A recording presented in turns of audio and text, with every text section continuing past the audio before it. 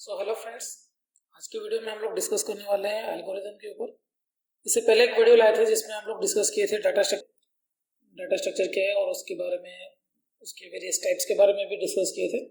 और वो वीडियो नहीं दिखे तो वो जाके आप देख सकते हैं। आज के वीडियो में हम लोग डिस्कस करेंगे एल्गोरिदम के बारे में। तो देखते हैं एल्गोरिदम क्या है। तो अगर बहुत ही सिंपल तरीके से बताया जाए तो algorithm is nothing but step by step process to solve a computational problem. क्या बोल सकते हैं उसको? Step by step process solve a computational problem. जब भी कंप्यूटर के अंदर मतलब कंप्यूटर के रिगार्डिंग कोई भी ऐसे प्रॉब्लम अराइज होता है तो उसको with the help of algorithm उसको सॉल्व करते हैं। यहाँ पे भी वही चीज दिखाया गया है ना, एल्गोरिथम क्या है? That is a procedure used for solving a problem और परफॉर्मिंग ए कंप्यूटेशन। तो करीब करीब मीनिंग उसका सेम ही है। जब भी कोई भी प्रॉब्लम अराइज होता है या फिर किसी तरह का कोई भी सॉफ्टवेयर डिजाइन होता है या फिर कुछ भी करना होता है तो हम लोग क्या करते हैं, उसको एक एज ए प्रॉब्लम ट्रीट करते हैं। एंड जब कोई प्रॉब्लम आता है तो उसको हम कोई प्रॉपर प्रोसीजर के हेल्प से हम सॉल्व करते हैं। वो प्रोसीजर को हम बोलते हैं algorithm. It is like a series of well defined and organised action. तो इसका ये दो वर्ड का एक मीनिंग बनता है, मतलब क्या है ना, well defined, proper straight forward होना चाहिए। उसमें किसी तरह का कंफ्यूजन नहीं होना चाहिए कि नहीं ये स्टेप क्यों हुआ, इसके बाद ऐसा क्यों हुआ, ऐसा कोई किसी तरह का एम्बिग्यूटी नहीं रहना चाहिए। Complete straightforward and organised action. जब भी हम ऑर्गेनाइज्ड एक्शन की बात बोलते हैं तो ना उसको हम स्टेप बाय स्टेप में कन्वर्ट किए, ये स्टेप के बाद दूसरा स्टेप आएगा, इसके बाद ये वाला स्टेप आएगा, ये स्टेप अगर फेल होता है तो ये स्टेप रिपीट होगा। तो मतलब एक सीक्वेंस ऑफ स्टेप, वो भी प्रॉपरली ऑर्गेनाइज्ड वे में होना चाहिए। तो इसी को हम बोलते हैं एल्गोरिथम। यहाँ पे हमने एक छोटा सा एक एग्जांपल यहाँ पे डिफाइन किया, जैसे कि मतलब अब मान लो कि चाय बना रहे हैं तो उसको अगर हम स्टेप में कन्वर्ट करेंगे तो पहले क्या किया हम लोग, स्टेप 1 जहाँ पे हम लोग क्या किए, put the tea on, tea and pour hot water into the cup. Tea का बैग डालो, उसके ऊपर हॉट वाटर डालो, उसके बाद 5 मिनट तक वेट करो, उसके बाद शुगर डालो, उसके बाद टी इज रेडी। तो जहाँ पे चाय को हमने 3-4 पार्ट में कन्वर्ट किया, तो यही सब अगर कंप्यूटर में हमने किया होता तो उसको हम क्या बोलते, उसको हम बोलते एल्गोरिथम। तो let us revise something. What is algorithm? It is a step by step procedure to solve a computational problems। अच्छा, तो जब हम एल्गोरिथम के बारे में बोलेंगे step by step to solve a computational problem, तो प्रोग्राम भी आसपास ऐसा ही होता है ना। What is a program? ना it is a step by step process to solve a task, to execute a task. तो इन दोनों के बीच में कुछ एक बड़ा सा डिफरेंस भी बनता है, क्योंकि एल्गोरिथम का जो भी डेफिनेशन है प्रोग्राम का भी आसपास वही डेफिनेशन बनता है। तो इन दोनों के बीच में बेसिक डिफरेंस क्या है उसको समझ लेते हैं। अच्छा, जब भी हम एल्गोरिथम की बात करते हैं तो ये प्रॉपरली हमारा डिजाइनिंग के फेज में हमारा एल्गोरिथम लिखा जाता है। अगर मैं बताऊं डिजाइनिंग फेज क्या होता है तो मैं आपको याद दिलाना चाहूँगा, आप कभी ना कभी तो ऐसे सॉफ्टवेयर डेवलपमेंट लाइफ साइकिल के बारे में सुना ही होगा। तो वहाँ पे हमारे पास एक फेज था डिज़ाइन फेज, उसके बाद दूसरा एक फेज था हमारा इम्प्लीमेंटेशन फेज, या फिर जिसको हम बोलते हैं कोडिंग फेज। तो ये दो स्टेप्स है। तो ये दो स्टेप्स में अलग अलग होता है। जबकि एल्गोरिथम क्या किया जाता है, जब हम सॉफ्टवेयर को डिजाइन कर रहे हैं तो उस दौरान हम लोग क्या करते हैं, एल्गोरिथम को लिखते हैं। जब कंप्लीट एल्गोरिथम डेवलप हो जाता है तब हम बनाते हैं उसको इम्प्लीमेंट करते हैं with the help of coding. तो जो प्रोग्राम है वो कौन से फेज में आता है ना, डेवलपमेंट, या फिर हम बोल सकते हैं उसको इम्प्लीमेंटेशन फेज में हम लोग प्रोग्राम को लाते हैं। तो एल्गोरिथम कौन लिखेगा भाई? एल्गोरिथम वो लिखता है जिसको उस एरिया या फिर उस फील्ड का एक बहुत ही तगड़ा नॉलेज, वो बनाएगा हमारा एल्गोरिथम। देन प्रोग्राम कौन लिखेगा? सिंपल, जिसको कोई कोडिंग का बहुत अच्छा खासा नॉलेज है तो वो क्या करेगा, प्रोग्राम को लिख लेगा। प्रोग्राम किस बेसिस पे लिखेगा? जो एल्गोरिथम तैयार किया गया है उसी के बेसिस पे लिखाएगा प्रोग्राम। हालांकि प्रोग्रामर जो कोडिंग करेगा उसी का ही काम होता है कि एल्गोरिथम को डिफाइन करे, बट मोटे मोटे तौर पे हम समझेंगे जो कि बहुत ज़्यादा एक्सपीरियंस होता है, जिसको उस फील्ड का बहुत ही अच्छा खासा नॉलेज होता है, वो एल्गोरिथम को डिज़ाइन करता है। जो कि फ्रेशर्स होते हैं, जो मतलब नए नए प्रोग्रामिंग फील्ड में आते हैं, जिनका मतलब थोड़ा बहुत कोडिंग स्किल्स अच्छा होता है, वो लोग प्रोग्राम को डेवलप करते हैं। जब हम एल्गोरिथम लिखते हैं तो हम कोई से भी एक लैंग्वेज को यूज़ करते हैं, जैसे लाइक इंग्लिश में लिख सकते हैं या फिर हिंदी में लिख सकते हैं। वो डिपेंड करता है वो जो भी बंदा बना रहा है उसका टीम के अंदर किस तरह के लोग हैं, उसके ऊपर डिपेंड करता है। मतलब नेचुरल कोई सा भी एक लैंग्वेज में हम लोग यूज़ कर सकते हैं। जब हम प्रोग्राम बना रहे हैं तो वहाँ पे हम लोग किसको लेते हैं, हाई लेवल प्रोग्रामिंग लैंग्वेज को हम लोग कंसिडर करते हैं। जो भी लैंग्वेज सूटेबल करे, मतलब कोई जावा में एक्सपर्ट है तो वो जावा में कोड प्रोग्राम बनाएगा, पाइथन में एक्सपर्ट है तो वो पाइथन में प्रोग्राम बनाएगा। वो डिपेंड करता है कोडर के ऊपर। जबकि एल्गोरिथम डिपेंड करता है कोई भी ऐसा लैंग्वेज जिसको हर बंदा कोई भी आसानी से समझ सकता है, तो उस लैंग्वेज को यूज़ करके एल्गोरिथम बनाते हैं। जबकि प्रोग्राम को हम लोग हाई लेवल प्रोग्रामिंग लैंग्वेज को यूज़ करके प्रोग्राम बनाते हैं। अच्छा, जब हम एल्गोरिथम लिखते हैं तो यहाँ पे हम लोग हार्डवेयर और सॉफ्टवेयर रिक्वायरमेंट के बारे में कोई ज़्यादा ध्यान नहीं देते। यहाँ पे हम लोग हार्डवेयर क्या होना चाहिए, सॉफ्टवेयर क्या होना चाहिए, इसके बारे में हम लोग कोई डिटेल स्टडी या फिर एनालिसिस करते नहीं है।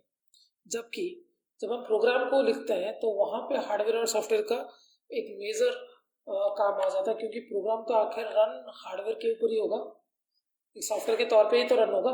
तो जब प्रोग्राम की बात आ जाता है वहाँ पे और हार्डवेयर और सॉफ्टवेयर का एक इम्पोर्टेंस वहाँ पे आ जाता है। तो ये तो था हमारा बेसिक एल्गोरिथम और प्रोग्राम का एक बेसिक डिफरेंस। मुझे लगा इसको बता देना चाहिए, क्योंकि एल्गोरिथम का डेफिनेशन भी वही है, प्रोग्राम का भी डेफिनेशन वही है, तो इसलिए बता दिया। तो अब जानते हैं ना कैरेक्टरिस्टिक ऑफ एल्गोरिथम, मतलब एक एल्गोरिथम होना कैसे चाहिए। देन उसका पहला स्टेप इनपुट एंड आउटपुट। जब भी हम एल्गोरिथम को डिजाइन कर रहे हैं तो वहाँ पे कुछ ना कुछ इनपुट डाटा होना चाहिए एंड वो एल्गोरिथम कुछ ना कुछ आउटपुट भी करना चाहिए। अगर वहाँ पे कुछ इनपुट नहीं हो रहा है, कुछ आउटपुट नहीं हो रहा है, तो उसको हम एक अच्छा एल्गोरिथम बोल के कंसिडर नहीं कर सकते। तो first characteristic of algorithm, it should have clear, it should define some clear input and output statements in it. Okay, then आता है finiteness. It should have finite number of steps. ऐसा नहीं कि आपने कोई एक एल्गोरिथम लिखा वो इनफाइनाइट टाइम रन हो रहा है, तो then that is not a good algorithm. तो कुछ स्टेप्स रन होने के बाद वो एल्गोरिथम एंड होना चाहिए, वो टर्मिनेट होना चाहिए। उसका जो भी प्रोसेस है, जो भी उसने प्रोसेस किया उसका रिजल्ट आना चाहिए, तभी हम उसको जाके बोलेंगे it is A good algorithm. जब अगर वो इनफाइनाइट टाइम रन होगा तो हम उसको एल्गोरिथम के तौर पे नहीं ले सकते, क्योंकि अभी कोई से भी ऐसा प्रोग्राम इनफाइनाइट टाइम रन होगा तो उसका आउटपुट कब आएगा, समझ पा रहे हैं। तो it should have finite number of steps. उसके बाद आता है फिजिबिलिटी।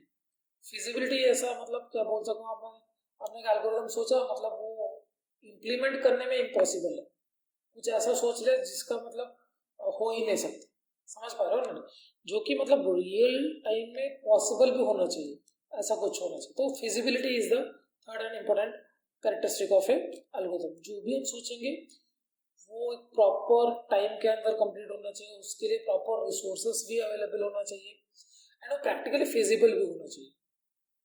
देन आता है एफिशिएंसी। एफिशिएंसी क्या है ना, जो भी हमने एल्गोरिथम बनाया, अभी मान लीजिए सारे के सारे लोग हम लोग एल्गोरिथम डिफाइन बना सकते हैं, कर भी सकते हैं। जो एल्गोरिथम मिनिमम रिसोर्स को यूज करेगा उसको हम बोलेंगे it is A efficient algorithm. Resource uses का मतलब कंप्यूटर का मेमोरी कम यूज किया, कंप्यूटर का सीपीयू टाइम कम यूज किया, वो जल्दी आउटपुट ला रहा है, तो इन सब कैटेगराइजेशन के तौर पे हम बोल सकते हैं it is an efficient algorithm. इसके बारे में हम लोग और अच्छे से डिटेल में डिस्कस करेंगे आगे। देन आता है clarity. A good algorithm is easy to understand. बोला जाए तो एल्गोरिथम अगर लिख रहे हो वो बाकी बंदे उसको क्लियरली पढ़ के समझ सकते हैं, क्या उसमें क्लियर कट सब कुछ डिफाइन है कि ना, कौन सा स्टेप कैसे करना है, किसके बाद क्या आएगा, सब कुछ वहाँ पे क्लियर कट डाटा फ्लो, जो भी प्रोग्राम का स्ट्रक्चर सब कुछ क्लियर कट अगर डिफाइन हुआ है, देन हम बोलेंगे उसको it is A good algorithm. तो ये 5 पॉइंट्स के बेसिस पे हम लोग एल्गोरिथम को कैटेगराइज कैरेक्टरिस्टिक जज कर सकते हैं।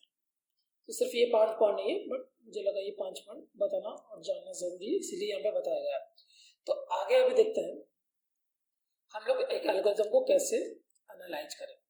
एनालिसिस एक इम्पोर्टेंट पार्ट आ जाता है एल्गोरिथम के बारे में, जब भी हम उसको कैरेक्टरिस्टिक्स को डिफाइन करेंगे या फिर डिस्कवर करेंगे। तो जब भी एल्गोरिथम को हम एनालिसिस करते हैं तो वहाँ पे हम लोग ये जज करने की कोशिश करें कि क्या ये एल्गोरिदम रियल वर्ल्ड एप्लीकेशन के साथ ये सुइटेबल है कि नहीं, ये सस्टेन कर सकता है कि नहीं। ये सबको हम लोग एल्गोरिदम के एनालिसिस पे हम लोग डिटरमाइन करने की कोशिश करते हैं। तो एनालिसिस के दौरान हम ये भी देखते हैं कि ना टाइम कितना कंज्यूम करेगा, कंप्यूटर में मेमोरी कितना कंज्यूम करेगा, एंड वो भी डिफरेंट इनपुट के लिए। मतलब अभी मान लो 5 इनपुट दिए एक प्रोग्राम को, वो किस तरह से बिहेव कर रहा है, 50 इनपुट दिए एक प्रोग्राम को, वो किस तरह से बिहेव कर रहा है, 500 इनपुट देने में किस तरह से बिहेव कर रहा है। तो हम लोग वेरियस एस्पेक्ट्स को लेके प्रोग्राम को एनालाइज करने की कोशिश करेंगे। तो जब भी हम प्रोग्रामिंग एल्गोरिथम को एनालाइज कर रहे हैं तो हम लोग इन 5 तरीके से हम लोग उसको एनालिसिस कंटिन्यू करते हैं।